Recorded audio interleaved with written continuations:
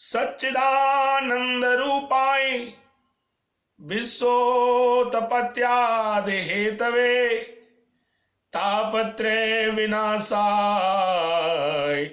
श्री कृष्णाय वयम नमः। हे कृष्ण, अपने चरणों की भक्ति प्रदान करो, अपने चरणों की भक्ति प्रदान करो। प्रजाश्रय जेति भगवान कर्दमो ब्राह्मणोत्थित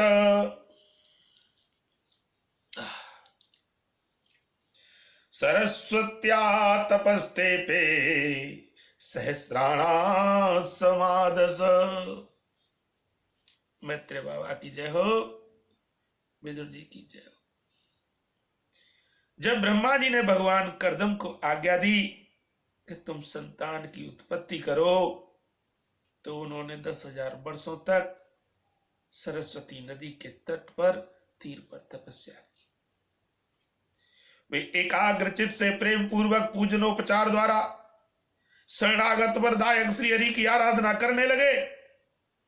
तब सतयुग के आरंभ में कमल नयन भगवान श्री हरि ने उनकी तपस्या से प्रसन्न होकर उन्हें अपने शब्द ब्रह्मामय स्वरूप से मूर्तिमान होकर दर्शन दीजिए। बोलो श्री हरि भगवान की जय। भगवान कृपा करो। देखो, हम नारकीय जीव हैं, हमारी बुद्धि भी नारकीय हो गई है। हमें भक्ति दो भगवान, हमें भक्ति दो और इस संसार से मुक्ति दो। यह संसार में हमारे जैसे लोगों के लिए कोई स्थान नहीं। तावत प्रसन्नो भगवान पुष्कराक्ष कृते युगे दर्शयामास तम शतम शाब्द ब्रह्मा दददुपु। भगवान की यह भव्य मूर्ति सूर्य के समान तेजोमयी थी। वे गले में श्वेत कमल और कुमुद के फूलों की माला धारण किए हुए थे। मुख कमल नीली और चिकनी अलकावली से सुशोभित था। वे निर्मल वस्त्र धारण किए हुए थे। सिर पर झिलमिलाता हुआ स्वर्णमय मुकुट, कानों में जगमगाते हुए कुंडल और कर कमलों में शंख चक्र गदा आदि आयुध विराजमान थे। उनके एक हाथ में क्रीड़ा के लिए श्वेत कमल सुशोभित था। भगवान उस कमल को ऐसे फिराते रहते। प्रभु की मधुर मुस्कान भरी चितवन चित्त को चुराए लेती थी।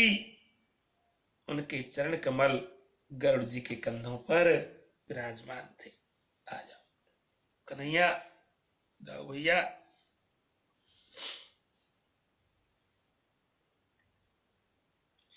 तथा वक्ष स्थल में श्री लक्ष्मी जी और कंठ में कौस्तुभ मणि सुशोभित थी। प्रभु की इस आकाश स्थित मनोहर मूर्ति का दर्शन करके कर्दम जी को बड़ा हर्ष हुआ। मानो उनकी सभी कामनाएं पूर्ण हो गईं। उन्होंने सानंद हृदय से पृथ्वी पर सिर टेक कर भगवान को साष्टांग प्रणाम किया और फिर प्रेम प्रवण चित्त से हाथ जोड़कर सुमधुर वाणी से वे उनकी स्तुति करने लगे। स्तुति क्या है, ध्यान से सुनो। ऋषिरुवाच, श्री राधे, ध्यान से सुनो। ऋषिरुवाच, जुष्टम बतादखिल सतवरासई सासिध्यमक्षणो स्तव दर्शनान यदर्शनम जन्म भीड़यम सदी रासासते योगिनो रूढ़ योगा।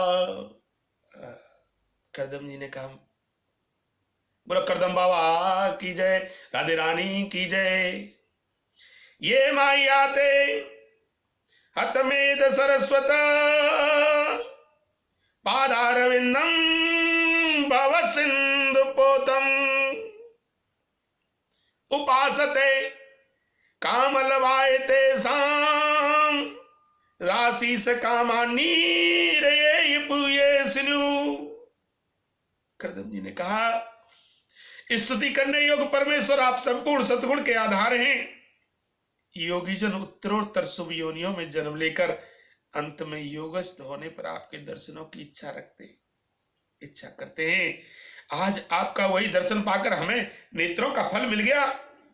आपके चरण कमल भव सागर से पार जाने के लिए जहाज हैं। जिनकी बुद्धि आपकी माया से मारी गई है, वे ही उन तुच्छ क्षणिक विषय सुखों के लिए जो नरक में भी मिल सकते हैं, उन चरणों का आश्रय लेते हैं। किंतु स्वामिन, आप तो उन्हें वे विषय भोग भी दे देते हैं। प्रभु, आप कल्प वृक्ष हैं। आपके चरण समस्त मनोरथों को पूर्ण करने वाले हैं। मेरा हृदय काम कलुषित है। मैं भी अपने अनुरूप स्वभाव वाली और गृहस्थ धर्म के पालन में सहायक शीलवती कन्या से विवाह करने के लिए आपके चरण कमलों की शरण में आया हूं। देखो सर्वेश्वर, आप संपूर्ण लोकों के अधिपति हैं। नाना प्रकार की कामनाओं में फंसा हुए ये लोग आपकी वेदवाणी रूप डोरी में बंधा है।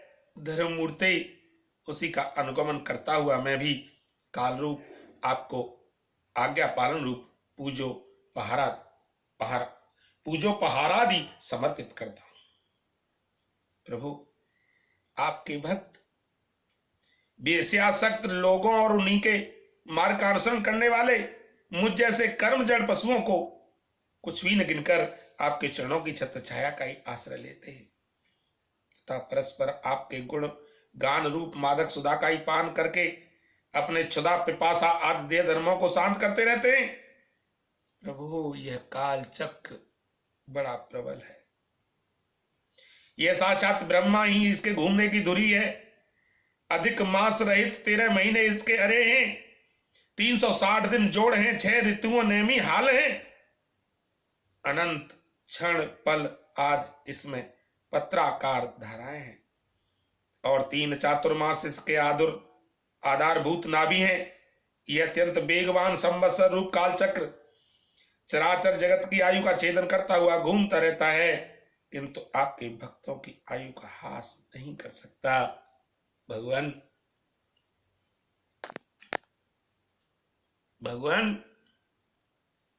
जिस प्रकार मकड़ी स्वयं ही जाले को फैलाती उसकी रक्षा करती है, अंत में उसे निगल जाती है, उसी प्रकार आप अकेले ही जगत की रचना करने के लिए श्री राधे